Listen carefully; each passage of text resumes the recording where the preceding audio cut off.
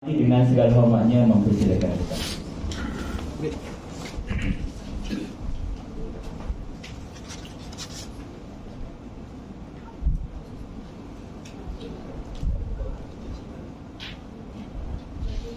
Bismillahirrahmanirrahim.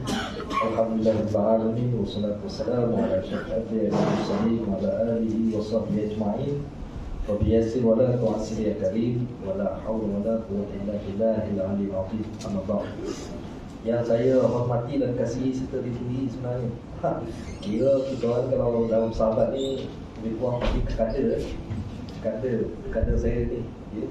Tuan Kamal Nizam bin Haji Titik, dan dia dah sekarang ni pun dah jadi kepala dekat sini ni. Sebab tu macam-macam saya tengok ada perubahan lihat, alhamdulillah, ya. Dan juga saya tak lupakan juga, ya.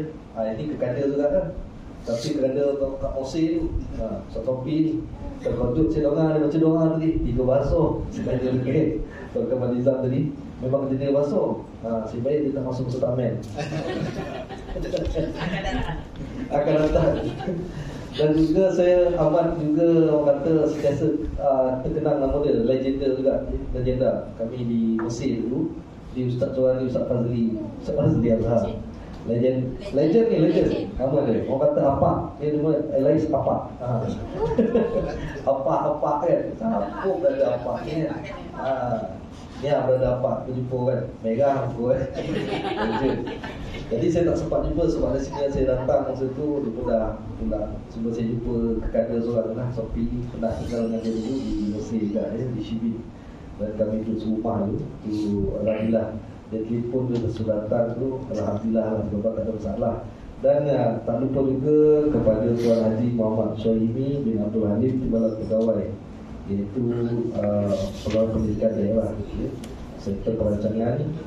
Dan juga Cik Ishak bin Makno Timbalan Pegawai Pendidikan Daerah.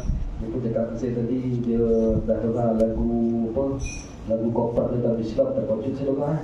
Saya tak dengar ni. Sekarang dia kena check lagu tu kan, dia tak dengar. Sound check apa semua saya tak tahulah.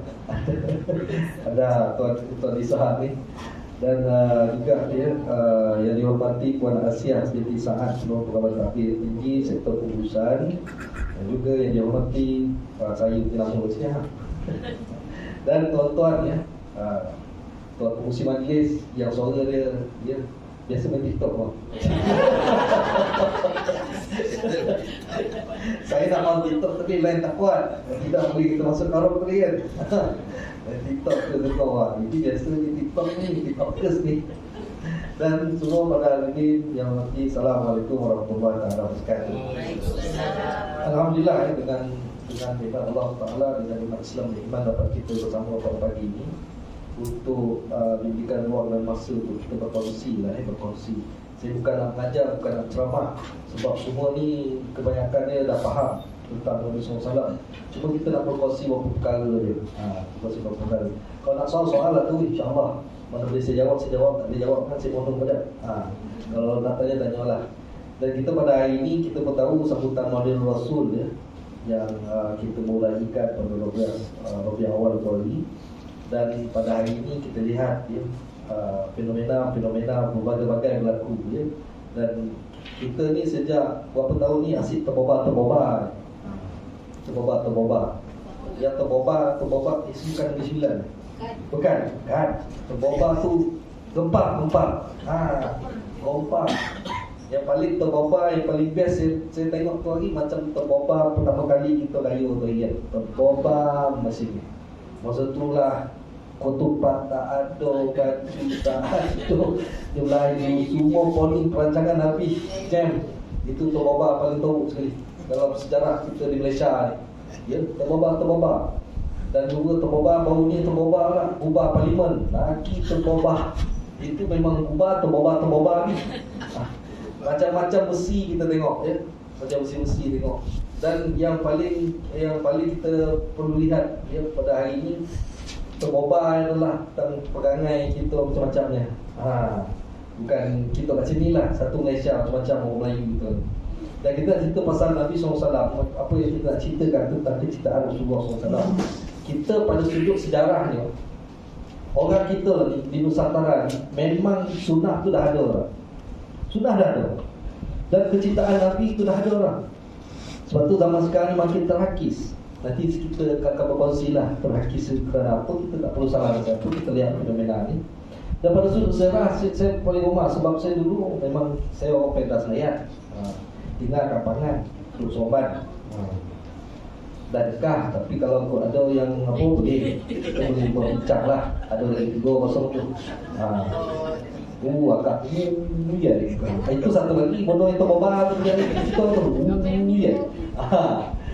Dan saya di Jabatan Agama Islam dah 14 tahun lah. Sebelum tu macam-macam apa perjalanan.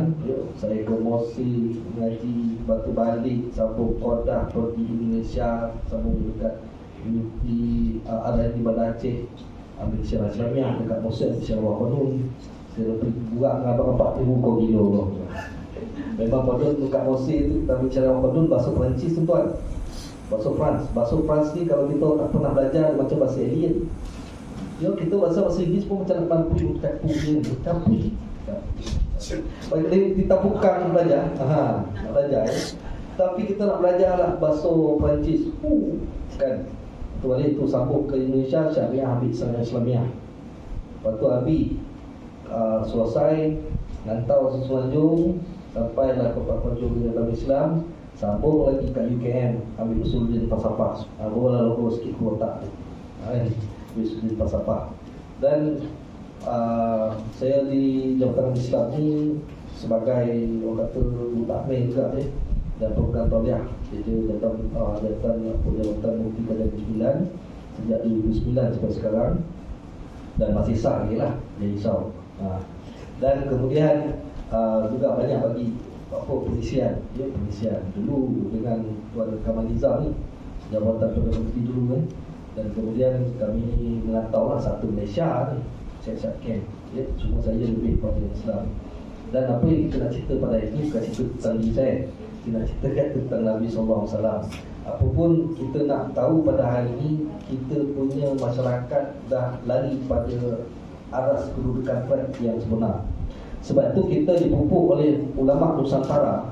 Dia dah tahu kita pada sudut sejarah, saya buka sejarah sikit lah siapa dah tahu tu saya cuba ingatkan semula lah.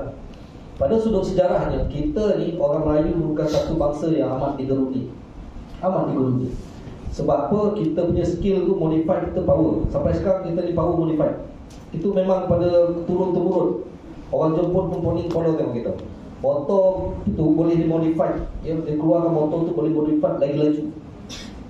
Sampai ke Jepun dia tengok setiap kali keluar motor yang baru, dia akan turun tengok marpet kita. Dia turun tengok marpet, kita punya sentuhan skill kita tu dia orang poning kepala. Sampai kat Makmal dia khabar, osak gila. Dan pun tak boleh buat jadi, budak ni boleh buat sini. Tapi keistimewaan dia orang, hebat dia orang, dia tahu skill yang budak kita buat, dia balik dekat Jepun, dia ambil skill tu, dia upgrade, dia keluar motor. Tapi budak kita yang tu lah, kita modify pandai tapi kita tak ada saluran yang sebenar tentang orang kata kehebatan kita punya reka cipta. Dan sebab itulah kita lihat pada dulu lagi, kita ini sejarahnya teknologi daripada Andalusia tu dah sampai. Kita tahu Melaka memang pusat penyebaran Islam yang paling terbuka di Nusantara ketika itu. 1400 1300 masa tu dah memang hebat, sehingga kita dijajah 1511 dengan 2 kali serangan kedua baru berjaya ditepaskan.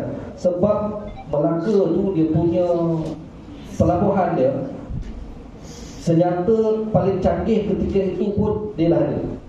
Sebab tu kita ni hebat tentang meriam. Semuanya terhilang pada kita sebab kita telah terjajah. Sebab antara meriam yang kita tahu, meriam yang paling famous dalam sejarah, kita tahu dalam sejarah kita meriam daripada Pontianak. Tu meriam di Nusantara ni hebat. Kita senjata paling canggih, tak mudah dijatuhkan, tapi macam mana boleh jatuh. Dan ketika itu bagaimana kita tahu Melaka, zaman sekarang sampai sekarang mana-mana pengisian saya tanya juga orang Melaka kalau sini ada orang Melaka kan, cuba bagi jawapan kepada saya. Kalau tak ada jawapan tak apa, itu bukan pilihan kelas kan, tak dapat pilihan sepak, tak dapat jawab sudah cemat. Itu cuma persoalan orang Melaka, saya orang Melaka. Wah, apa saya nampak orang Melaka tu. Mana masjid paling tua sekali 1400, 1500 kat Melaka? Masjid Tunku Ulu Tankera tu 1856. Masjid 1400 mana? Masjid 1500 mana? Tak ada. Mana Istana Melaka? Tak ada. Sejarahnya teknologi Islam daripada Andalusia, sejarah Islam yang buat teknologi simen. Teknologi simen ni Islam yang mula asaskan. Dan teknologi itu datang ke Melaka. Dan ketika itu, ikut sejarah dikaji adalah sekitar Bandar Melaka, Bandar besar. Dia dulu besar 200 buah masjid. Tapi semua pun tak ada. Istana Basri, Istana Melaka sampai sekarang tak tahu lagi. Persoalannya, ada lagi satu sejarah rekod pembinaan bangunan yang paling cepat disiapkan adalah bangunan Eiffel Mosa. 2 bulan dah siap. Dibina. Macam mana dibina? Itulah dia. Runtuhan daripada masjid-masjid diciptakan, dibinakan Eiffel Mosa dan dinaikkan gereja-gereja. Sebab apa jadi begitu? Sebab sakit hati dengan Islam. Sebab Islam duduk di Portugal 200 tahun lebih. Dan sebab tu dia kejar mana tempat Islam. Sebab tu atas dasar sakit hati dengan perang salib 200 tahun. Tentera salib berperang dengan orang Islam, tak menang-menang dengan 6 sidi peperangan besar. Tak menang-menang. Sampaikan Louis yang ke-9 keluarkan statement, tiada cara bagi kita untuk menguasai umat Islam kecuali dengan cara menguasai jiwa dan pemikiran. Dan kita kena hapuskan tentang konsep jihad pada mereka. Kita kena ambil pada sudut sejarah, peradaban dan ilmu yang ada pada dunia timur. Timur tu adalah bangsa Arab, ya. Sehingga kita bawakan pada barat dan kita bawakan mereka pada pemenangan barat. Itu statement panjang. Dan inilah tercetusnya bagaimana idea tentang nak keluar tentang internet. Kita tahu tentang apa Zuckerberg, kita tahu tentang Bill Gates, kan. Itu proksi saja. Sebenarnya cetusan idea internet ini sudah bermula selepas perang salib. Dan Louis yang 9 statement, tiada cara bagi kita untuk menguasai umat Islam kecuali dengan cara menguasai jiwa dan pemikiran. Persoalannya, kita masuk dalam internet, masuk badan ke apa? Kita masuk semua jiwa dan pemikiran kita saja kita masuk. Sebab apa dia tahu? Alam ni pernah dalam saya biasa orang kata live TikTok FB. Sebab bukan apa, bukan nak ngado. Sebab jawatan agama Islam, dia siapa yang biasa ceramah luar ni semua, dia wajib, dan semua jawatan Islam diwajibkan ada 5 application: WhatsApp, Instagram, Twitter, Facebook dengan TikTok. Ada 5. Kena ada. Perlu ada 5. Dan sebab tu kena rakam setiap kali dah bercakap. Kan takut macam tuan cakap dia dah terlopeh kan. Tapi sejarahnya inilah. Dalam alam ni bukan kita nak menolak alam ini, tetapi ini alam cetusan yang telah dicetuskan oleh mereka untuk menguasai jiwa dan pemikiran umat Islam. Berjaya mereka. Dan gerakan-gerakan tersebut, ya, setelah jatuhnya kota Melaka 1511, mereka kejar lagi tempat Islam yang hebat, iaitu di mana? Serambi Mekah, Aceh. Dan kita tahu Aceh akhirnya dapat diselesaikan. Gerakan Aceh Merdeka itu 2004 dengan keadaan tsunami. Persoalannya, adakah tsunami segitu besar? Tapi ini kajian saya sendiri. Saya tidak mengatakan bahawa tidak menyalahkan undang-undang pihak. Cuma atas kajian saya sendiri, 2004 Aceh itu sebenarnya berlaku tsunami. Itu adalah tsunami yang telah diadakan. Sebab gerakan Aceh Merdeka ni sampai tak ada penyelesaian tau. Kalau tuan-tuan tahu, gerakan Aceh Merdeka ni sebab dia nak membebaskan Aceh. Sebab dulu memang daripada Serambi Mekah, dia nak bebaskan pada ancaman dia tak nak duduk dengan Indonesia sebagai negara republik. Dan kena tahu juga, ketika mana Andalusia itu datangkan teknologi dan kebanyakan kabilah-kabilah dan juga ulama-ulama datang turun ke Nusantara khususnya di Melaka. Sebab itulah jadi penyebaran Islam itu besar. Dan ada di kalangannya adalah Ahlul Bait Nabi SAW. Dan Ahlul Bait Nabi SAW paling ramai di Nusantara, antaranya di Aceh. Sebab itu mereka nak tahan Aceh. Dan negara Indonesia dijadikan republik, negara itu hilang tentang kesultanan. Dalam buku Datuk Suzana dengan Datuk Muzaffar, Tun Suzana dan Datuk Muzaffar. Datuk Muzaffar ni bukan yang Kasawan tu, dia orang Rombau. Tun Suzana ni dia ada kerabat dengan Pahang. Dia buat satu buku, sebenarnya asalnya dia nak buat buku tu, dia nak tengok keturunan dia dan kerabat Pahang dia. akhirnya dapat dilihat susul galur dia punya keturunan dia ni sampai ke Ahlul Bait Nabi SAW. Sebab tu dibukakan satu buku, dikeluarkan dekat MPH, buku ni ada. Tapi tak tahu lah sekarang dijual tak tidak. Tajuk dia Kesultanan Melayu dan Ahlul Bait Nabi SAW. Itu buku yang pertama. Buku yang kedua, dikeluarkan buku yang kedua lepas tu, ulama-ulama Nusantara dan Ahlul Bait Nabi SAW. Maknanya di sini Kesultanan Melayu Melaka, Kesultanan di Nusantara ada dengan Ahlul Bait Nabi SAW, dan ada juga di kalangan ulama-ulama silam dia relate dengan Ahlul Bait Nabi SAW. Sebab itulah Sultan di Nusantara mesti rapat dengan mufti, mesti rapat dengan orang kamu. Sebab mereka ni ada link persaudaraan. Contoh di Patani, di Terengganu. Kadang saya TikTok atau Facebook, saya pergi Terengganu, saya akan tengok macam mana Tunku Palu, sejarah dia, macam mana dia selesaikan isu-isu orang pernah jajah Terengganu. Masa Tunku Palu ada, orang putih tak berani untuk nak jajah Terengganu. Tapi dia akar-akar ni, dia akar-akar ni, sampai kan dia dah naik kapal tu, dia pusingkan dia punya soban ni, sokar dia punya kapal.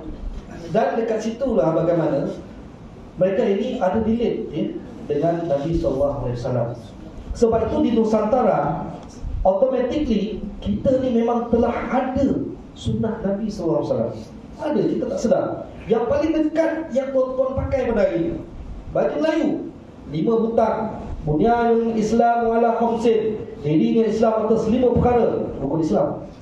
3 poket. Sampai sekarang kata, kenapa ada 3 poket dah? Itulah rukun agama.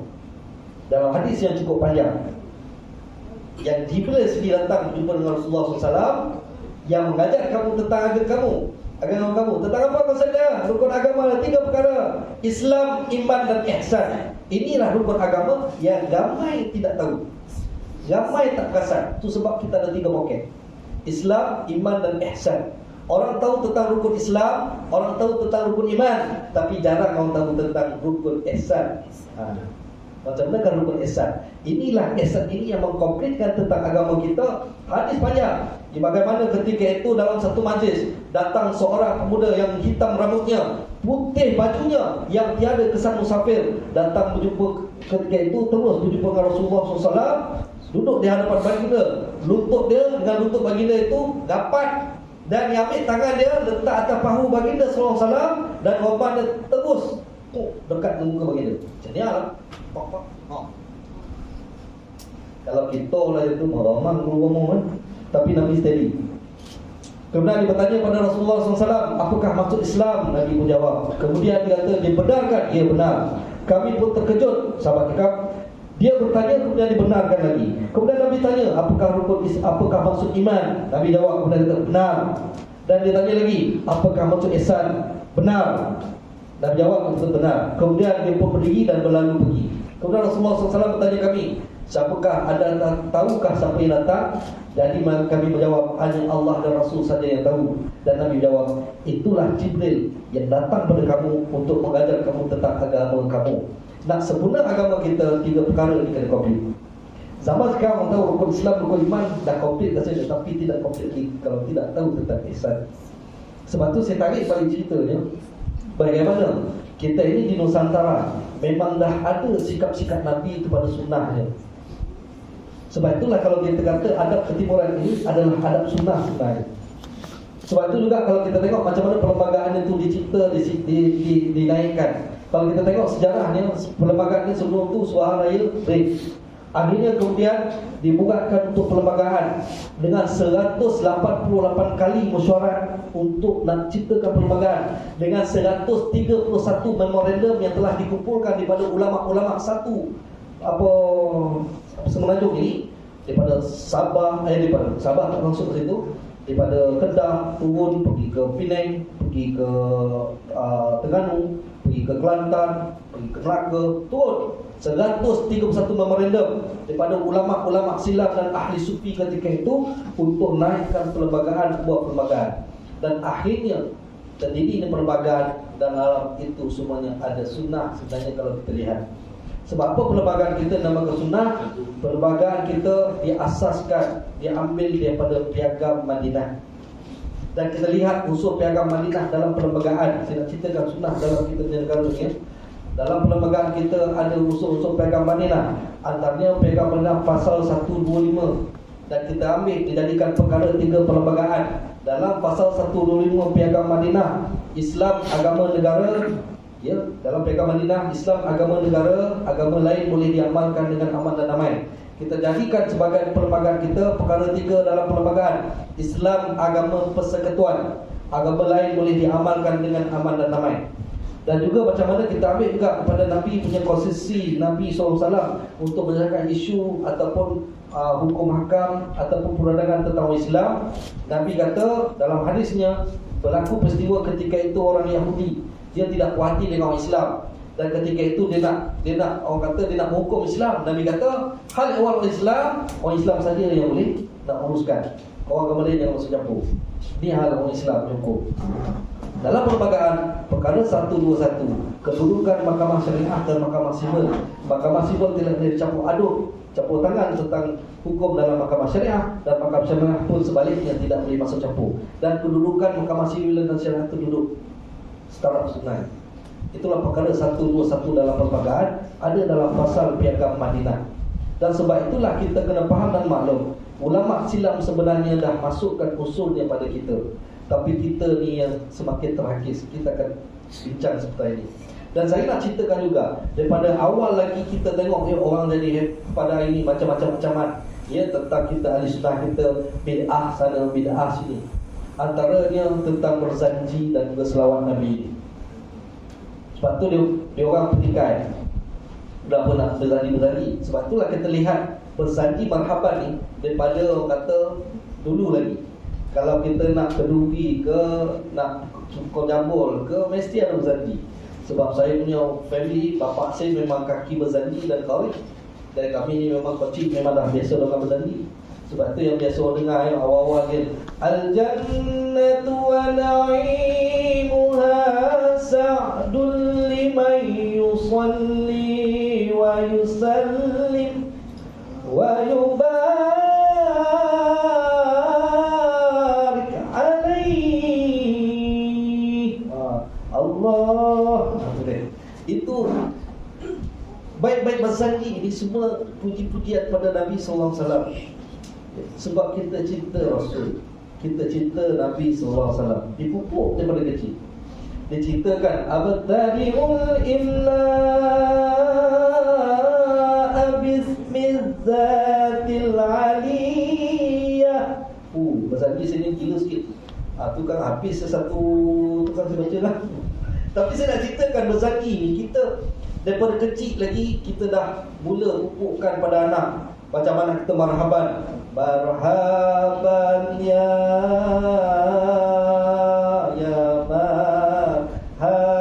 marhaban ya marhaban ya. Kebanyakan ni guru-guru wanita ni mama. Kan? Dia ajarkan budak dalam buayan tu lagi, dengar cerita Nabi, sifat Nabi ni kena ada. Dan kita pun ada adab kita dijaga. Sebab itulah pada saya ceritakan tadi, baju Melayu kita memang semuanya ada adab tentang Islam. Baju kurung. Sebab itu sampai sekarang orang banyak ustaz, kalau baju kurung pakai boleh sembahyang tak? Sebab memang telah diciptakan, telah diasaskan baju kurung ni hitam boleh sembahyang. Ulama silam dah kata dah, dia ambil simulasikan dia untuk senangkan wanita ni pakai baju kurung pun boleh sembahyang. Cuma kita tengok baju kurung, tapak tangan dan dua muka je tu, tak ada masalah pun, boleh. Sebab memang telah mereka ciptakan daripada dulu lagi tradisinya. Ada unsur Islam dalam pakaian kita, ada sunnah dalam kita punya tingkah laku. Tapi ini telah terhakis. Sebab apa ni, mulalah saya nak ceritakan bagaimana telah terhakisnya kita punya setelah kita dijajah 1511.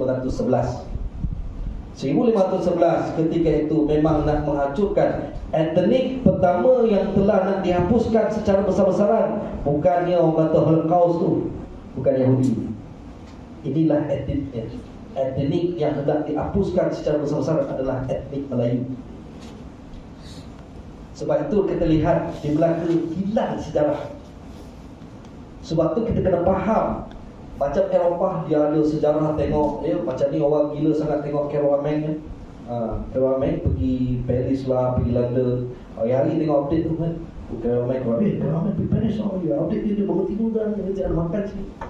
Jadi kat situ saya tengok budaya dia. Budaya. Macam Caravane tak asal pula dia masak-masak bakar kat pasar. Tak biasa. Tapi kalau orang tengok apit.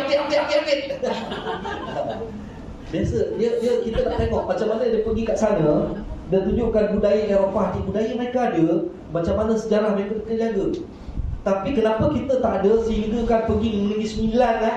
Nak pergi mana mencung PD tak ada tempat lain ke? Sebab memang nak dihancurkan sejarah kita dan kita punya asal usul kita. 400 tahun tuan-tuan. Memang bukan satu masa yang sekejap. Sehingga kita sampai kita rasa diorang ni hebat penjajah. Sampai kita pun difitnah.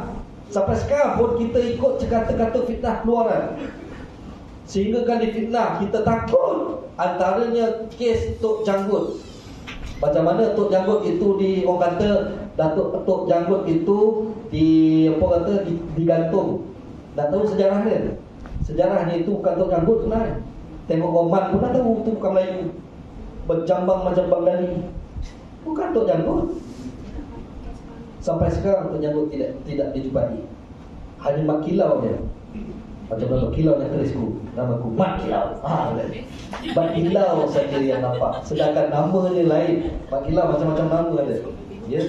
Cuma Tok Janggut tak jumpa. Sebab apa saya kata Tok Janggut tak jumpa? Selepas peristiwa Tok Janggut dikata mati, dibunuh, digantung tu, saya masih dengar. Saya masih tahu. Saya duduk di Semenanjung ni, setiap negeri saya jumpa orang lama. Sampai saya pergi ke kaki Gunung Jerai, jumpa dengan Pak Nak Majid, Pak Nak Hamid, Pak Nak Majid, Guru Gayung. Tu cepat tuan-tuannya. Saya jumpa Pak Nak Majid, dia ada 5 orang anak. Hang tua. Wah, tu dia. Dan saya jumpa anak dia cuma.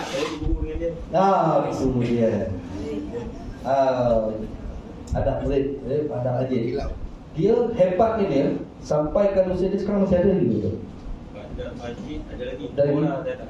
Tak lah. Tapi masih saya jumpa dia 15-16 tahun sudah. Sekarang tuah yang ambil ni. Tuah ambil 16 tahun sudah saya jumpa dia. Dia kuat lagi. Setiap kali larian naik ke kaki Gunung Jerai tu, naik ke Gunung Jerai, dia terus satu. Itu dia. Kejap ni dengan cerita kita. Anak murid Pak Nak Majid jangan main tuan. Saya jumpa Jepat masa tu anak dia duduk belakang rumah dia gitu. Jepat belakang rumah. Dia belajar dengan Jepat. Saya jumpa dengan Jepat, ya. Saya jumpa Pak Nak Majid. Kita minta lah cerita-cerita dalam tu. Dan Pak Nak Majid sendiri cerita, guru dia sendiri ke bapa atuk dia bagi makan kepada Tok Janggut di pinggir hutan.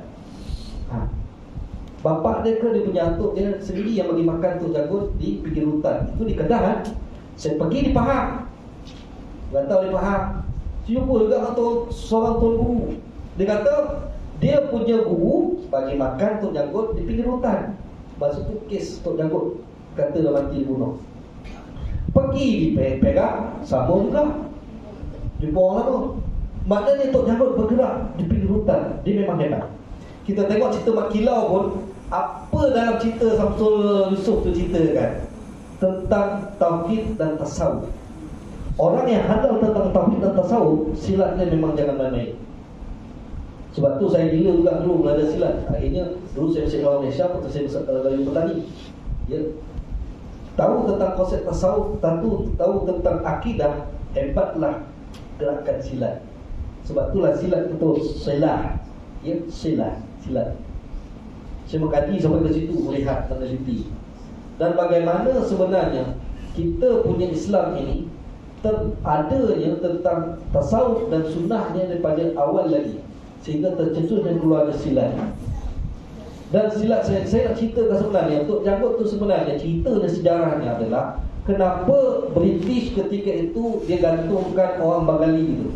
Sebab ketika itu dia orang baru selesai dapat menawan India. Ketika Portugis Portugis datang nak tawan kita 1511. Sejarahnya adalah ketika itu awalnya mereka nak pergi hentam Mekah dulu. Asalnya ketika itu Sultan di Melaka dah tahu. Dia tengok Mekah ketika itu politik dah drop, dah memang tak kuat. Jadi dia hantar surat, Sultan Melaka hantar surat kepada Portugis, kalau berani marilah ke sini. Dia nak selamatkan Melaka, dia nak selamatkan Mekah.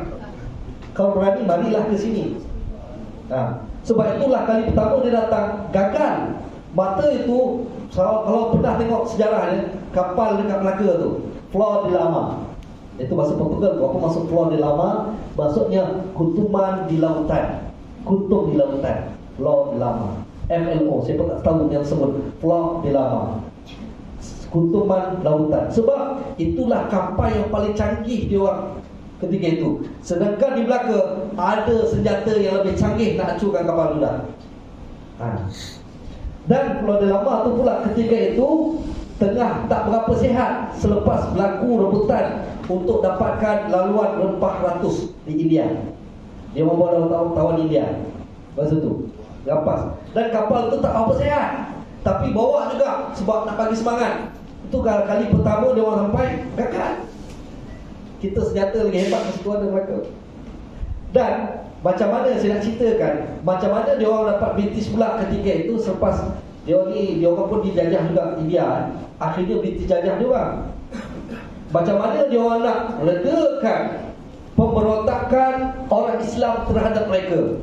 Caranya adalah mereka bunuh semua ulama-ulama dia orang, ulama-ulama Islam ni, dan juga orang-orang kuat Islam ketika itu dibunuh. Nak dikatakan dalam sejarah ni, saya lupa nama satu tempat tu, dia ke Peshawar. Daripada Peshawar ke tempat ni saya lupa, laluan dia panjang dia daripada Singapura sampai ke Danau. Panjang kan? Dan sekeliling jalan tu digantungkan ulama-ulama yang dibunuh dan orang-orang Islam yang telah dibunuh. Sebab itulah sampai sekarang orang Islam di India benci dan belajar bahasa Inggeris. Sampai sekarang dia tak suka dengan Barat, orang Islam kan? Sebab memang sejarah dia begitu. Dan sebab itulah baru reda pemberontakan berlaku. Itulah yang dibuat. Dia ambil contoh satu je. Dia tahu orang Melayu perangai macam mana. Dia ambil satu contoh, digantungkan kan Kota Baru, Ani Terjagut. Memang ada insiden Terjagut ditembak ketika itu, tetapi Terjagut tak mati. Dia dapat selamat ini. Tapi sampai sekarang tak tahu dia di mana. Dah meninggal lah, insyaAllah. Tapi Wallahualam, insyaAllah yang menentukan. Apa sih nak cerita? Orang Melayu ketika itu tengok British, dia dah takut dah. Habis reda pemberontakan. Kebanyakan pemberontak dan mengeluarkan penjajah ketika itu di kalangan ulama-ulama Sunni dan ulama-ulama pondok. Mereka dah tahu sejarahnya bagaimana Mekah pula diambil alih ketika 1803 Islam saya. Bagaimana ketika itu, 1896. Ketika itu kalau pernah kenal orang Kelantan tahu lah kot, ya, Syekh Muhammad Yusof. Kalau orang Kelantan tahu, orang Kelantan tahu ni. Saya berubah lah ayat tu kan. Orang Kelantan tahu lah tu. Syekh Muhammad Yusof dikenali sebagai Tok Kenali. Tok Kenali coba orang Kelantan tu. Kata ni. Kata. Tok Kenali. Tok Kenali dia pergi ke Mekah 1896. Dia belajar di sana. Ketika itu dia terpaksa lari. Kenapa dia lari? Ulama Sunni nak dibunuh. Banyak ulama Sunni dibunuh ketika itu kerana tidak mengikut pandangan dan fahaman pemerintah di ketika itu. Sama. Dia nak fahaman dia datang, ya, fahaman lain. Dan dia lari pergi ke Mesir setahun dan dia lari balik ke Semenanjung. Dia kata apa? Sebelum anak Dajjal sampai, aku nak kuatkan juga, ya, orang-orang di Nusantara ni. Memang dah ada dah, tapi dia nak kuatkan. Dan tahun 1901 atau 2 diikuti oleh Syekh Abdullah Fahim. Syekh Abdullah Fahim, dia punya ayah dia orang Arab Mekah, tapi mak dia orang Patani. Masa orang kata pembunuhan beramai-ramai ulama Sunni ketika itu banyak dibunuh, dia pun lari balik pergi ke petani kampung mak dia, kemudian dipanggil untuk buka pondok di Beranti, Penang, pondok dibuka. Dan mereka inilah yang membuatkan gelombang menyelamatkan orang Islam ahli sunnah di Nusantara, di cerita dia. Dan ketika itulah dia dah dapat tahu dah bagaimana kalau Mekah itu diambil alih oleh Keturunan Saud. Dia tahulah apa yang berlaku. Sebab itulah saya nak tahu pemikiran tersebut saya gelarkan pemikiran orientalis. Dan ejen dia ramai di kalangan orang Islam di Malaysia yang ada Prof, ada PhD. Saya panggil mereka ni ejen orientalis. Sebab apa? Kalau boleh tengok sekarang ada bukan telefon, tengok SOAS, School of Orient and African Studies, yang ada dia punya base dekat UK. Kenapa dia cari Orient dan African? Siapa nak belajar, ambil PhD, ambil master cepat, ya, sedap, pergilah ke UK pengajian Islam. Kerana dia amat mengalu-alukan orang Timur dan orang Afrika. Sebab dua tempat ni ramai Islam. Dia nak cari kelemahan dia. Dan mereka ni telah modified banyak. Yang syllabus itu ada disalurkan di Saud. Sebab itulah pemikiran mereka ni lain. Saya tidak menyalahkan semua pelajar yang lepasan pada sana, tetapi mereka ni telah didoktrinkan ancaman dalaman. Mereka dah tahu perangai kita sejak 1500 Negeri Sembilan yang saya tahu Negeri Sembilan. Mereka dah tahu lah perangai kita. Buku yang telah dikeluarkan tahun 1830. Dia kata apa? Orientalis kata apa? Kenapa Negeri Sembilan ini dinamakan Negeri Sembilan? Sebab Kelang masuk, Segamat dulu masuk. Itu asal dia cerita. Buku 1830. Dan dia dah tahu dah asal-usul Negeri Sembilan. Dan dia tahu dah perangai orang di Sembilan macam mana. Tidak mustahil. Salah satu lagi orientalis, Snob Henry J, mengkaji tentang Islam di Jawa. Ya, Snob Henry J. Kalau kita boleh tengok juga ya, bagaimana walaupun macam orientalis yang cerita tentang kelemahan Islam, ada juga orientalis yang memuji Islam. Macam Thomas Arnold dalam buku dia The Preaching of Islam, tapi dia diasah oleh orientalis lain, dia dikecam. Dan kita kena faham mereka ini mengkaji kita cukup lama lah. Sebab itulah penghakisan itu berlaku sekarang. Dan bagaimana kita dah tahu doktrin ataupun gelombang yang nak menghancurkan institusi raja dah lama kita tahu dulu. Ya, dia kata 2030 kita kena jadikan negara ni republik. Sebab ni dua institusi kalau tak dihancurkan negara ni tak boleh jadi republik, tak boleh nak hancurkan tentang Islam. Ya, sunni kita di Malaysia ni. Gerakan ni dah ada. Sebab tu saya nak beritahu pada hari ini, kecintaan Rasulullah SAW itu semakin lama semakin kurang. Sebab apa? Dengan keadaan usul pada hari ini ancaman pemikiran. Orang zaman sekarang suka masuk dalam media sosial. Seperti mana yang telah digariskan oleh Imam Al-Ghazali. Dia kata ada satu perangai, ya, ada satu sifat. Kita biasa dengar ujub yang paling halus, ujub sombong takbur. Tapi ada satu lagi sifat yang orang tak perasan, iaitu sifat sum'ah. Imam Al-Ghazali kata apa? Sifat sum'ah ini kalau kita banyak diwar-warkan, dibuat, dilaksanakan, sikap ini akan menyebabkan individu itu akan rasa dia yang paling betul. Dan sikap sum'ah ini banyak dalam media sosial.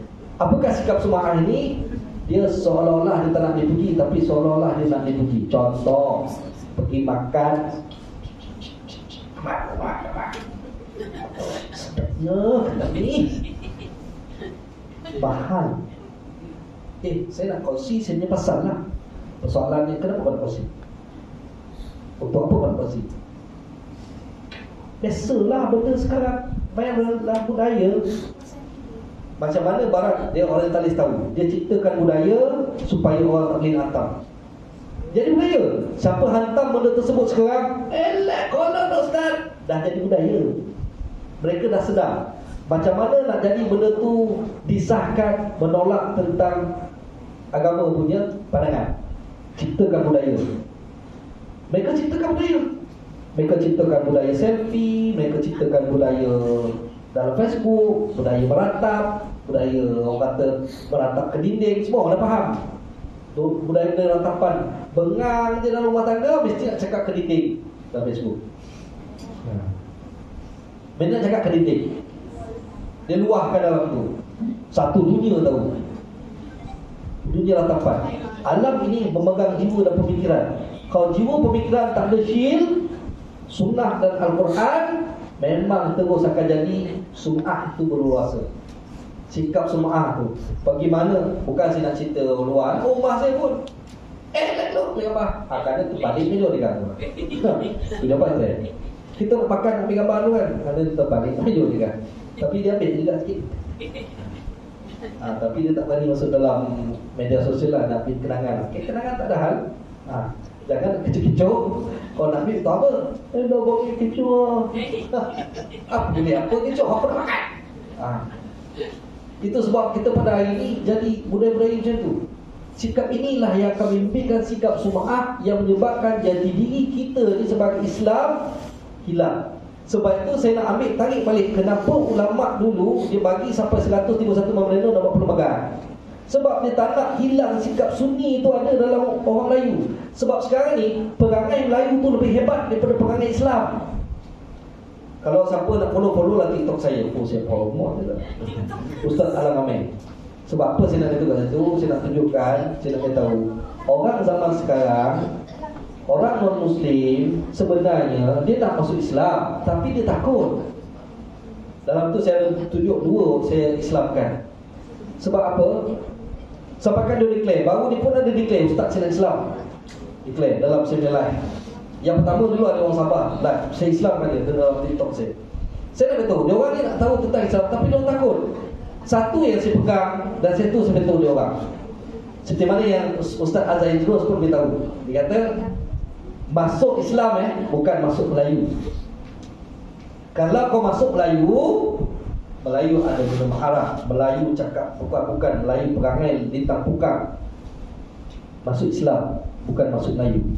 Sebab itu dalam perlembagaan dia nak kita ulama silap supaya perangai kita pergi ke Islam. Sebab itu dalam takrifan dalam perlembagaan perkara 162/2, apakah takrif Melayu?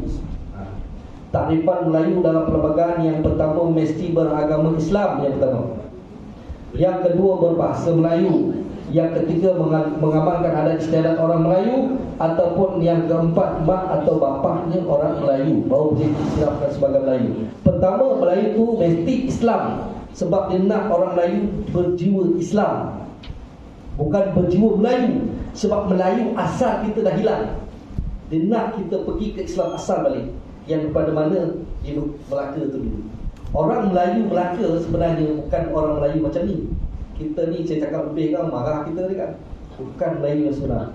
Kita Melayu yang telah terpengaruh dengan budaya yang macam-macam. Budaya Korea, budaya Jepun, budaya berdarah macam-macam, budaya pakaian macam-macam.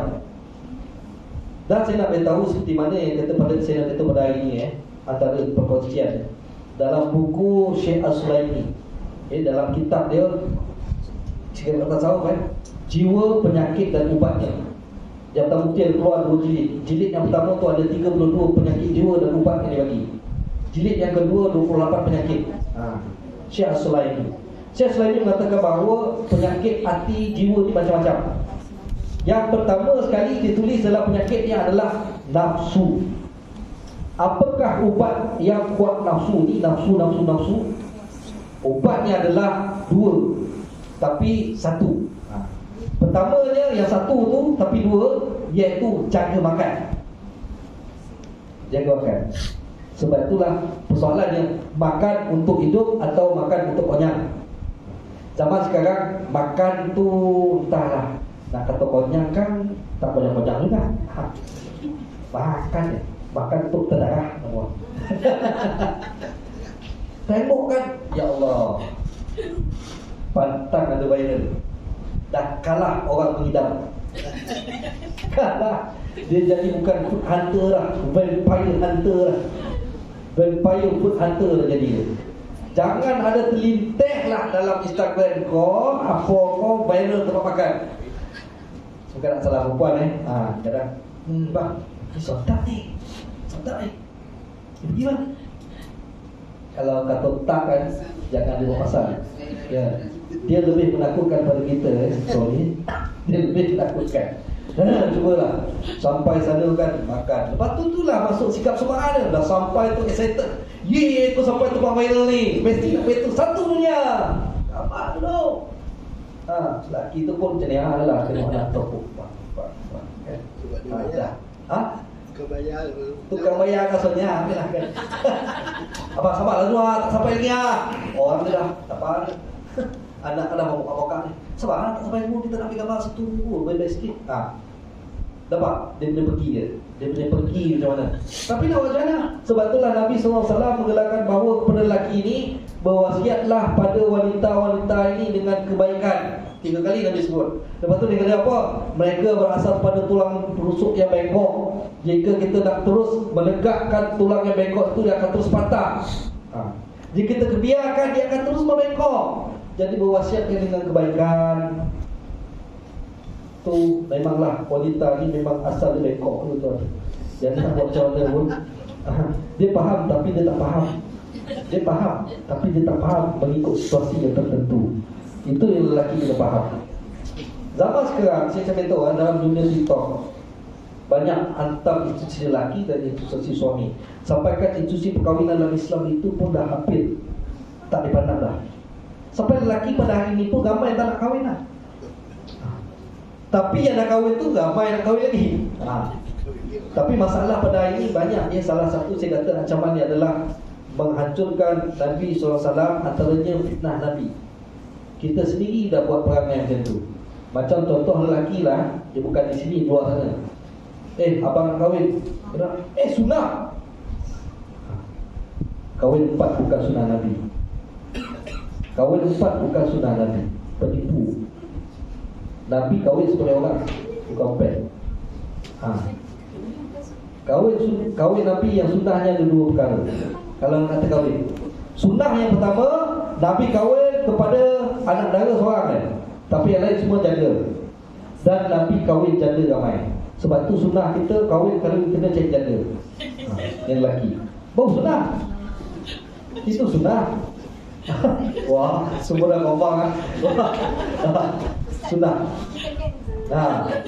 Dan saya tahu wanita-wanita di luar sana pun jangan pandang senteng rendah institusi janda.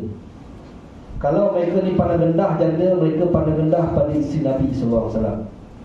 Pandang rendah pada Nabi yang kahwin dengan janda. Sebenarnya janda ini telah diangkat Islam cukup hebat. Nabi yang angkat janda. Sebab tu orang janda zaman sekarang sampai rasa geram dengan wanita yang dah bersuami ni. Dia orang buat satu gerakan saja nak merampas suami dia orang. Sebab mulut terlampau melahap sangat mereka. Melahap. Melahap tu contohnya. Yang terlampau ni dengar lah. Jadi kalau mulut tadi insurans lah kan. Kalau kita ni kalau pedas tu mulut nak buka kan, melahap pada yang tu. Kan macam tu.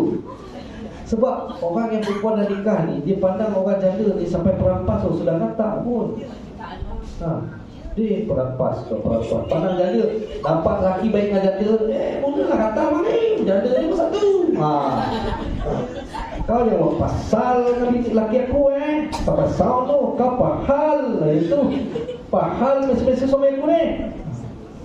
Sampaikan mereka ni menolak tentang poligami. Masalah. Ini masalah. Kalau wanita menolak poligami, masalah paling besar dalam Islam. Tolak poligami, tolak perintah Allah. Bukan saya nak katakan semua lelaki ni nak poligami sangat, tapi kalau rezeki itu lain istilahnya kan.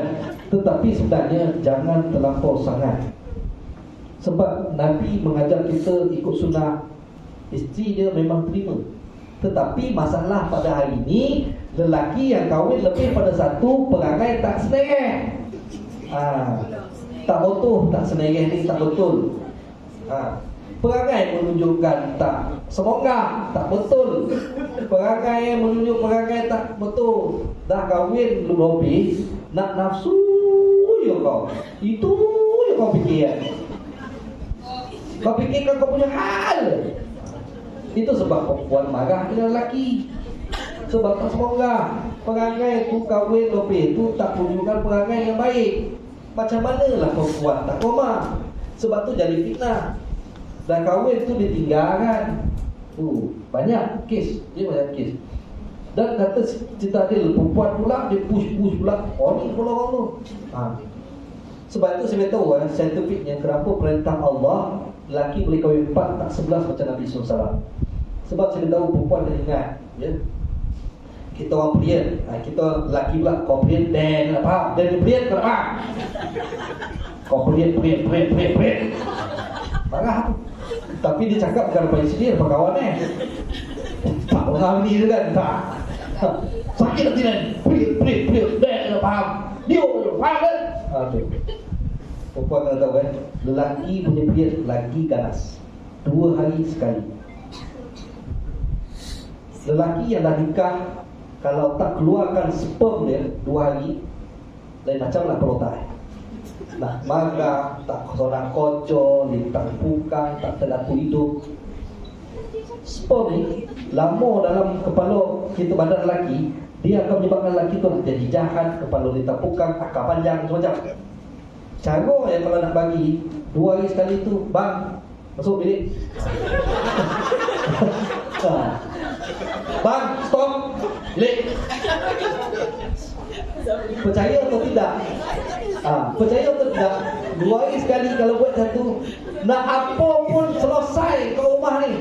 Bang, nak begini ya? Okey, kau tim. Bang nak ni, ngam. Bang, susah yang tapi kita boleh bincang. Ngam. 2 hari sekali kepala otak keluar jenis kan, senyum bila jawab, happy. Jadi kadang-kadang perempuan ada yang tak mampu, dan kocor takkan 2 hari sekali tak layan, faham. Jadi benarkanlah dia kahwin satu lagi. Sebab itu kahwin 4 2 hari sekali lelaki tu dia sperm tau. Ini memang fatal. Percaya tidak, lelaki boleh jawab sendiri. Tak 2 hari tak dapat, poning lah kepala. Atau kalau kita tengok kadang lelaki macam bangang, bongong tu kan. Sebab dia punya hari tak keluar. Dia period tak sampai. Botol tu apa? Botol tak? Botol tu. Okay. Tengok bini yang pertama 2 hari sekali, 2 hari. Lepas 2 hari seorang lagi. Lagi 2 hari seorang lagi. Seminggu yang satu ni bonus. 4 dia lebih lagi. Lebih pada tu, itu bukan lelaki, itu adalah vampire tahap datang. Dah tu. Nafsu dah tahap apa dah. Dan tak semua perempuan yang boleh layan. Sebab itulah kena berkompromi hal ini. Islam itu bukan kata dia kena sayang saya satu ya bang, kena sayang saya saja, tak boleh orang lain. Itu tamat. Persoalannya kat syurga nanti confirm kau jumpa lelaki kau tu. Ya ustaz, soalan ni ustaz, dekat syurga nanti kita jumpa tak dengan lelaki kita ustaz? Saya sayang sangat dengan lelaki saya. Persoalan dia sekarang ni, lelaki kau nak fikirkan kau tak kat sana nanti. Tak ada lagi dalam hadis Nabi ataupun dalam Quran yang menunjukkan bahawa confirm dia dapat, confirm jumpa. Sebab alam sana tak nampak, kita tak tahu. Sebab alam sana lain yang Allah ceritakan kepada perempuan-perempuan dalam surah Muhammad ayat 31, tak silap saya, panjang ayat tu. Bagaimana kat perempuan ni, bagaimana kamu dia akan dilayan dengan bidadara yang memegang tekoh-tekoh piala-piala ini. Dia ambilkan air daripada susu, madu dan air pada arak. Nak pada mana kamu akan dilayan? Diberikan duduk dalam singgasana. Perempuan duduk di sana dilayan dengan bidadara. Dan makanlah daripada buah-buahan dan juga burung-burung. Itu dia. Akan dilayan dengan bidadara. Nak lagi ke suami kau tu? Tak ada lagi. Kemudian lelaki lah pula, lelaki ni pula akan diberikan bidadari yang tidak pernah disentuh oleh kalangan jin dan manusia, dan kelipan matanya boleh menghancurkan dunia.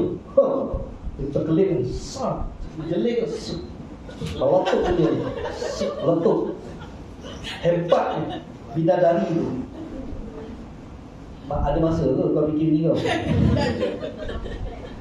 Dan saya beritahu, kita ini dalam aras pemikiran dunia. Sebab tu kita fikirkan syok dunia. Kita fikir, aku akan jumpa suami aku nak suami aku sangat, aku nak dia je. Dekat sana tadi kita tak tahu sebab roh kita ni bukan. Kalau kita cerita tentang roh kita ni termasuk dalam dipinjamkan dalam tubuh badan, dipinjam ni masuk dalam tubuh badan kita. Dan otak kita, pemikiran kita di aras tanah, aras dunia, tidak terkeluar. Kita tidak lagi dapat berfikiran di aras yang lebih pada alam sana. Sebab itulah kita asyik syok dengan alam dunia. Syok sana, syok sini. Sebabkan apa? Suami akulah, kekasih aku dah. Kalau perempuan faham benda ni, pemikiran kami tidak akan ditolak.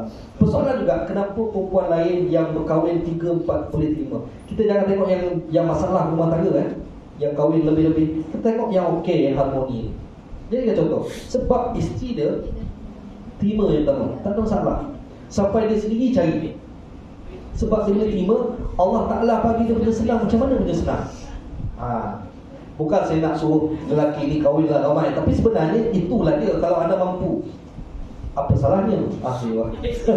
Salahnya. Tetapi saya tahu kebanyakan berlaku lelaki ni jadi masalah. Perempuan tak suka pegangan, tak semoga kau lebih pada dua, lebih pada nafsu semata-mata.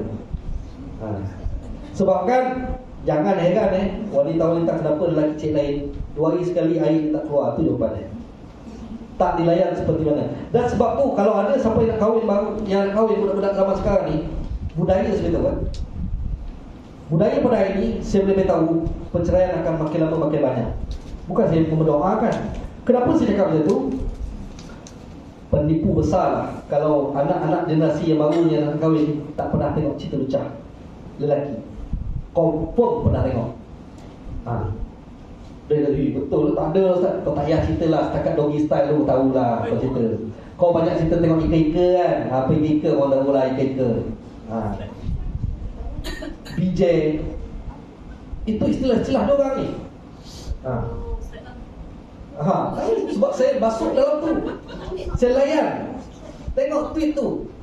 Sebab nak tengok perangai macam mana zaman sekarang. Dan generasi ini, kalau kahwin lelaki-lelaki ni, dia mengharapkan isteri yang kahwin dengan dia dapat macam mana yang dia tengok dalam cerita. Kalau tak dapat, dia tak puas hati. Dia nak anal seks macam yang pernah dia tengok. Tapi isteri tak boleh bagi, dia tengok mana yang boleh bagi. Itu yang jadinya banyak makan luar. Sekarang ni nafsu lebih. Sebab itulah Syekh Al-Sulaim kata dalam buku dia, Jiwa, Penyakit dan Ubatnya. Jiwa dia, nafsu ni ubatnya adalah makan. Caranya adalah jaga makan. Makan bukan untuk mentedarah, bukan untuk kenyang, untuk hidup. Jangan makan. Salah satunya, sentiasalah berlapar. Kata Ustaz, tak ada saya Ustaz. Kalau tak nasi Ustaz, tak boleh. Buyur pun kadang tengok best Ustaz. Buyur tu best Ustaz, buyur kadang lagi buyur tu ngam tak tu. Kadang Ustaz saya pernah layan juga tempoh sushi Ustaz. Kadang patu Ustaz. Kadang ni baru Ustaz dekat gateway yang Seremban Ustaz, dekat Seremban buat apa tu tajuk Vin tu, kedai restoran Vin tu. Saya pernah tengok Vietnam je makan tu Ustaz. Akak benar. Saya pernah try Ustaz. Mesti try. Sebab kita dah makanan kita dah campur. Asal makanan kita makanan timur, kita memang asal makanan kita dah campur makanan lain. Sebab itulah lain juru kita. Jaga makan. Bukan tak boleh, tapi kena kawal makan. Kawal perangai itu. Kawal. Yang kedua tentang makan ni, makanlah pada sumber yang halal. Dalam hadis Nabi, kullu lahmin min nabatin min haramin fannar aula. Setiap daging yang tumbuh pada benda yang haram, nerakalah tempatnya. Tak confirm halal Ustaz. Sebab apa? Orang Melayu punya Ustaz. Saya dalam urusan halal. Kebanyakan orang salah maksud halal itu, dia rasa orang Melayu confirm halal, dia rasa orang Islam confirm halal. Tidak. Halal itu bermaksud daripada asas raw material, pada mana datangnya dan ramuan tu apa, cara penyediaan, cara jualan dan siapa yang menguruskannya, semua dalam halal. Daripada awal keluar sampai disediakan kepada pengguna, dimasuk tentang kebersihan semua halal. Pada hari ini kita tengok orang Melayu jual, Islam jual, kita kata halal. Tapi di jalan ni saya kata tak halal. Sebab apa tak halal? Kebersihan. Kau tak jujur je kau berniaga. Kalau halal, kau buka laut mesti ada penutup. Saya tahu Tengah tu kan, telanjang le. Mana ada halal? Lalat sampai halal kau pun tipu. Sebab itulah kau berniaga tak betul, tak buka. Lalat sampai kau cakap kau halal. Itu halal. Jaga-jaga sikit.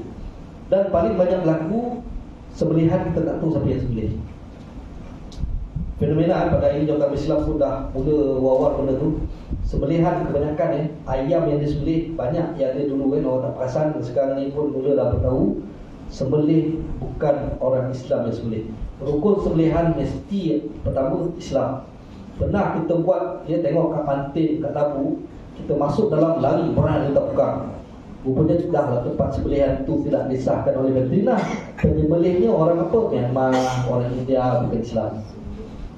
Kemudian ayam-ayam tu disupply ke pesarian-pesarian tertentu, pesarian-pesarian yang dijual secara lambat, murah, tapi bukan orang Islam yang sembelih.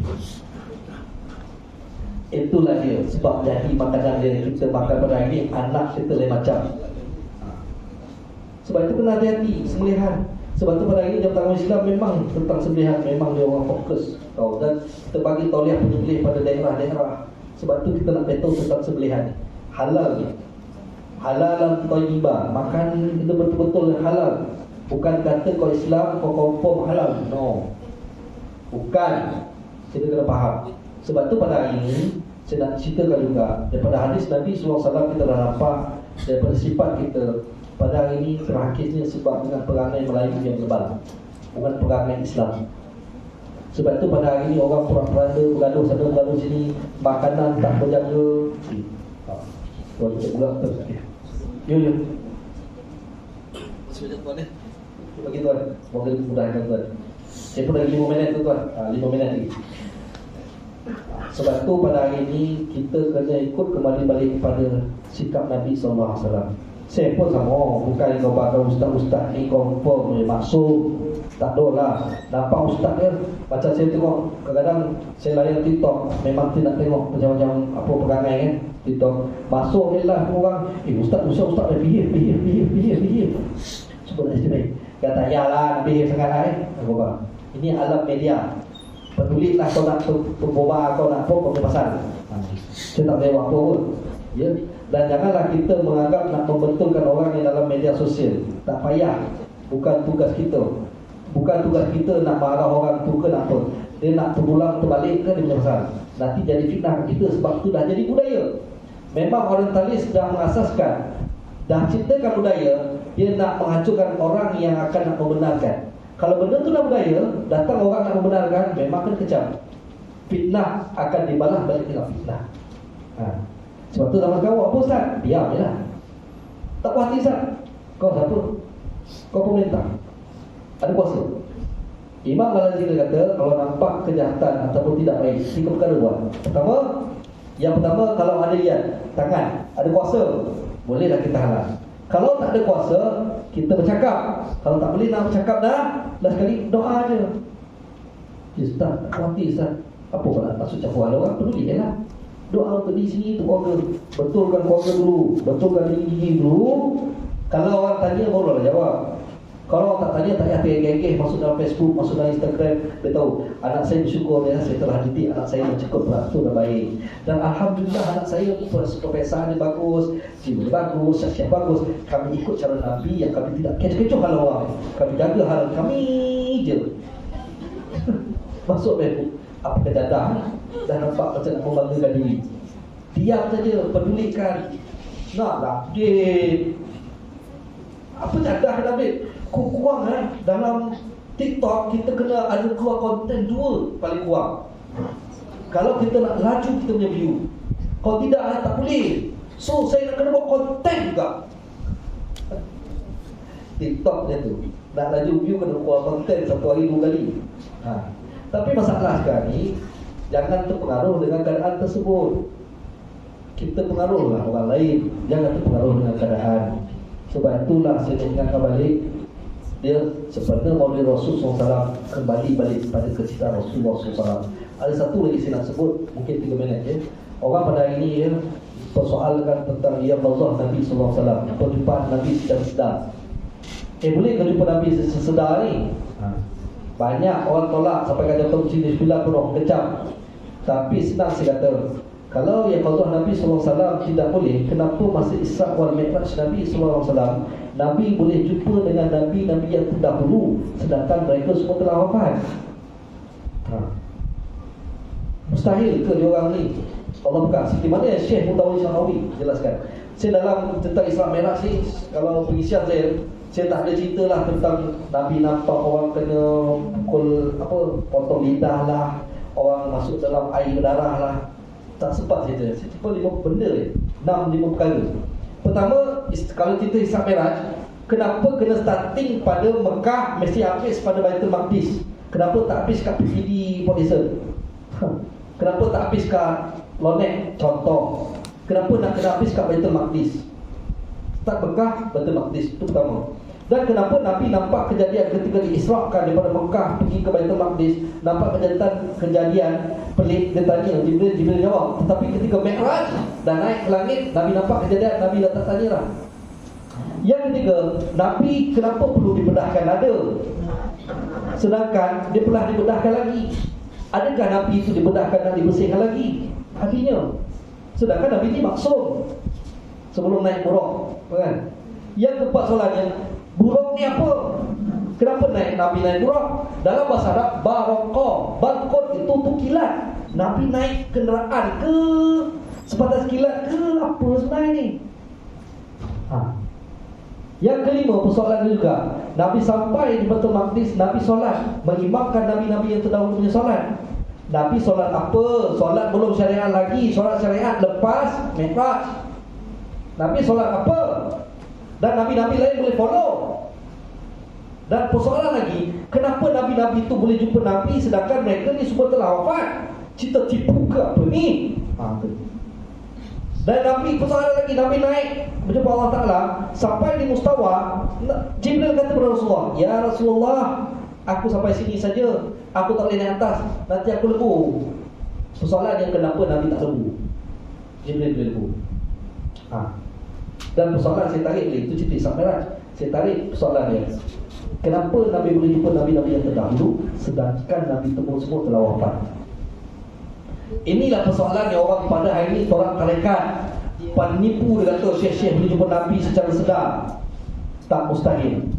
Sebab bagaimana ceritanya, buka kita tadi saya turun tengok SOAS sekali buka pula Michio Kaku, Michio Kaka, Michio Kaku. Dia Profesor Stanford University of Amerika Syarikat dalam bidang fizik.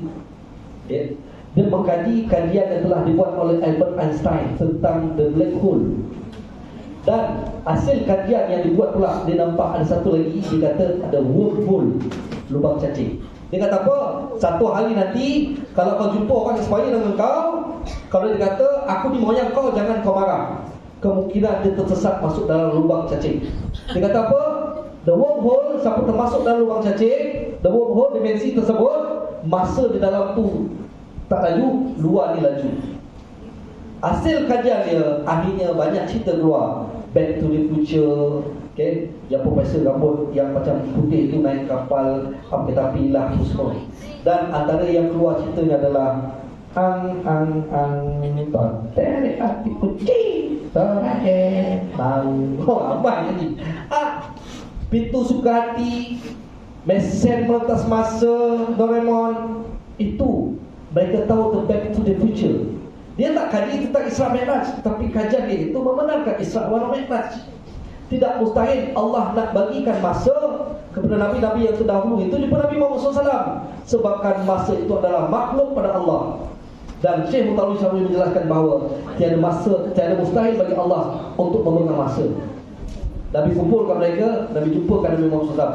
Dan lagi dia punya dalilnya, bagaimana Nabi Musa AS, Nabi Isa boleh menjelaskan dalam kitabnya Nabi Muhammad SAW itu macam mana.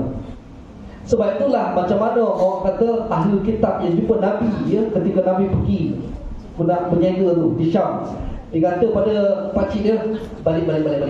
Tadi Nabi pun ada, nanti kau kena bunuh. Macam mana dia tahu?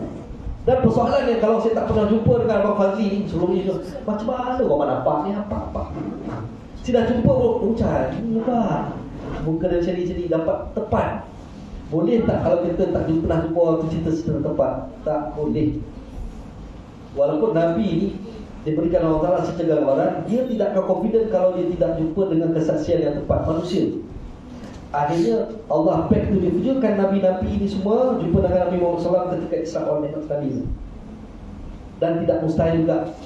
Mustahilkah Nabi SAW di back to the future kan oleh Allah Ta'ala tengok umat dia zaman sekarang? Tak mustahil. Dia lagi hebat penghulu segala Nabi. Sedangkan Nabi lain pun Allah boleh, dia pun tidak mustahil. Kerana apa? Banyak hadis Nabi yang Nabi ceritakan kepada sahabat yang kata, aku rindukan orang-orang yang satu golongan. Sahabat kata apa? Siapa yang Rasulullah? Iaitu golongan yang akan datang. Mereka ini umat mereka, aku tiada, tapi mereka sayang dan juga cinta pada aku lebih pada kamu. Sedangkan kamu semua, aku ada, kau nampak, tapi mereka tak nampak aku. Mereka tetap sayang. Macam mana Nabi boleh cakap macam itu? Mustahil ke Nabi bertujuan Allah Ta'ala jumpa sekejap. Sedangkan Isra wal Mi'raj tu cerita dimensi. Dalam tempoh 12 jam Nabi boleh merentas berapa dimensi? Manusia, dunia, alam kiamat, alam gaib, sampai dimensi penyembuhan Allah Ta'ala, dimensi malaikat dalam tempoh 12 jam. Kalau ikutkan dalam surah As-Sajdah, iaitu Al-Fasanatin, 1000 tahun beza dia. Tapi Nabi dah tempoh 12 jam. Itu bukan dimensi waktu. Sekejap-sekejap Nabi boleh pergi banyak dimensi. Jadikan pula nak pergi jumpa kita sekejap saja. Itu masa itu wal as, Allah yang pegang.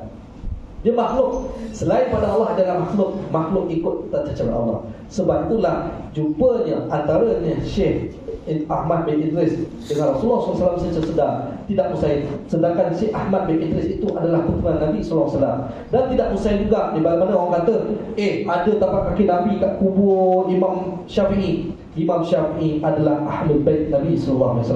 Tidak mustahil yang dilihat. Dan panjang lagi sebenarnya, dah 10.30. InsyaAllah kita akan sambung lagi. Saya minta maaf. Ya, apapun saya balik persoalan tersebut. Bukannya kata boleh terima atau saya minta tuan-tuan semua terima sebulan-bulannya. Kajilah apa yang saya kata balik tadi, benar atau tidak. Tuan tengoklah dengan timbangan ilmu masing-masing. Apa saya nak ceritakan bahawa sikap Nabi sunnah itu dah ada pada diri kita, tapi kita saja telah banyak terpengaruh dengan ancaman-ancaman luaran ini. Kembalilah pada Islam yang sebenar, kepada sunnah Nabi SAW, bukan kepada perangai Melayu yang telah hilang identitinya sendiri. Kembalilah kita kepada Islam yang sebenar. Dan saya nasihati saya juga, ya, untuk kembali sama-sama. Kadang-kadang kita ini terlepas pandang dan bersatulah. Wa'tasimu bihablillahi jami'an wa la tafarraqu, jangan berpecah belah. Sebab itu asas-asas negara ini telah diasaskan oleh ulama-ulama silam. Syekh Abdullah Fahid lah yang memberikan cadangan tarikh kemerdekaan bila. Ya, kita pernah dengar juga, ya, almarhum bapa pada Jalaluddin Hasan, ya, Ustaz Tansi Hasan Asy'ari. Dialah yang melakukan azan ketika merdeka tersebut. Dia yang melakukan azan. Sebab itulah anda semua kena ingat, mereka lah yang memberikan cadangan penyatuan ummah pada peringkat awal daripada Semenanjung sehingga terciptanya negara kita ini. Dan janganlah ditikaikan, orang kata bersatu kembalilah. Yang salah itu bukan orang kata identiti tertentu, tapi sifat orang sebenarnya. Kita tengok individu itu sebenarnya salah, tetapi secara gagasannya telah diasaskan oleh ulama silam banyak dari panjang lebar. Apapun saya kembali apa yang baik kepada Allah SWT. Ya, lemah tu kelemahan saya sini dengan kalimah Bismillahirrahmanirrahim. Dengan nama Allah yang Maha Pemurah lagi Maha Mengasihani. Dengan kasih sayang Allah itulah, ya, diciptakan baik dan buruk. Bukan kata Allah tak ada, tidak. Allah nak bagi ganjaran Kepada orang yang bertakwa, itulah syurga ganjarannya. Orang yang kufur, yang tak bertakwa, apa ada ganjaran? Iaitu neraka lah tempatnya. Apapun hakikat baik dan buruk itu, kita serah pada Allah Ta'ala. Tak perlu kita persoalkan, kerana dialah yang paling utama dan esa tauhid kita pada Allah Ta'ala. Dan kalimah La ilaha illallah Muhammad Rasulullah. Jangan syirik pada Allah, jangan syirik pada Rasulullah SAW. Syirik pada Rasulullah SAW itu sebab saya nak maksudkan, dalam bahasa Arab syirik itu kata berkongsi. Dalam kita berkongsi tentang idola kita. Pada hari ini kita berkongsi idola, kita meletakkan idola selain pada Nabi SAW, itu dinamakan sebagai syirik kepada Nabi SAW. Jangan syirik pada Rasulullah, jangan berkongsi idola kita. Sebab pada hari ini kita meletakkan idola Jepun, Korea semua itu, kita syirik dengan Nabi SAW. Aku lihat hadza wassalamualaikum warahmatullahi wabarakatuh. Bismillahirrahmanirrahim. Alhamdulillahirabbil alamin. Wassalatu wassalamu ala asyrafil anbiya'i wal mursalin wa ala alihi wa sahbihi ajma'in. Rabbi zidna ilman, Rabbi zidna ilman, Rabbi zidna ilman warzuqna fahman wasi'an ya rabbal alamin. Tahassalna bil 'izzati wal jabr wa qasamna bil malakut wa tawakkалna 'ala al hayy allazi la yamut. Allahumma subhana hadzal waba wa qina syarra rada wa najina min at-ta'i wal ta'un wal bala. Bila tafika ya latif ya khabir innaka ala kulli syai'in qadir. Wa sallallahu ala sayyidina nabiyyin bihi wa ala alihi wa sahbihi wa barik wasallam. Walhamdulillahi rabbil alamin. Assalamualaikum warahmatullahi wabarakatuh.